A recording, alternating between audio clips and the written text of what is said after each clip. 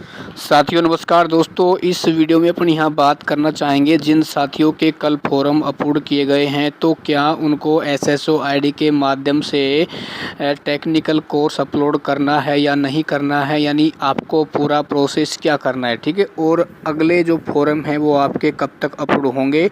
और साथियों आपको मैं यहाँ बताना चाहूँगा, यदि आप ऐसा नहीं करते हैं तो मेरे दोस्तों आपके फॉर्म अपलोड होते हुए भी स्टॉप कर दिया जाएगा। ठीक है ना, सीधा रोजगार कार्यालय का आदेश है। ठीक है, और आपको ओरिजिनल ही फोटोकॉपी अपलोड करवानी है या फिर आप फोटोकॉपी को अपलोड कर सकते हो। ठीक है, तो साथियों सबसे पहले मैं आपको यहाँ बताना चाहूँगा, देखो साथियों कल जो फॉर्म आपके अपलोड किए गए हैं, यदि आपने पहले टेक्निकल कोर्स अपलोड कर दिया था या आपने इंटर्नशिप की सहमति दे दी थी एसएसओ आईडी के माध्यम से जाकर, तो आपको कुछ भी करने की आवश्यकता नहीं है।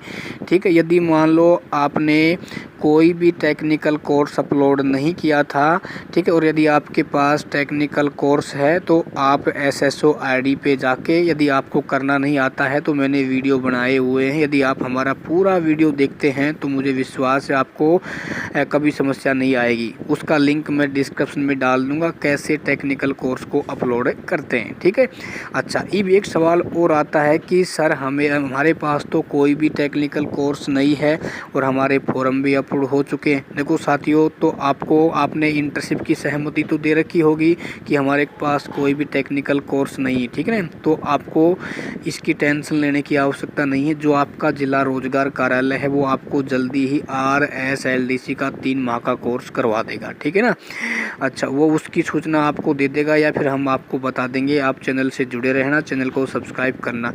ठीक है, अब सवाल ये आता है कि सर क्या हमें इंटर्नशिप डिपार्टमेंट इसी महीने मिल जाएगा। देखो साथियों इसके बारे में कुछ कहना वो जल्दीबाजी होगी, क्योंकि इन चीज़ों का कुछ नहीं पता डिपार्टमेंट आपको कब इंटर्नशिप उपलब्ध करवा दे। ठीक है, और जिन साथियों ने ध्यान रखना, टेंशन नहीं लेना, जिन्होंने पहले सहमति दे रखी है या इंटर्नशिप सर्टिफिकेट अपलोड कर रखा है, तो आपको कुछ करने की आवश्यकता नहीं है, क्योंकि मैसेज सभी के पास आ रहे हैं। जिसने अपलोड किया है उसके पास भी, जिसने अपलोड नहीं किया है उसके पास भी, है ना।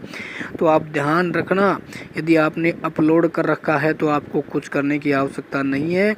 यदि आपने अपलोड नहीं किया है, आपका फॉर्म कल ही अपलोड हुआ है, तो आप उसको अपलोड कर दें। ठीक है ना, PDF में बदल कर। अब साथियों बात कर लेते हैं क्या अगले फॉर्म और जो हैं वो वेरीफाई पड़े हैं, कब तक अपलोड हो जाएंगे।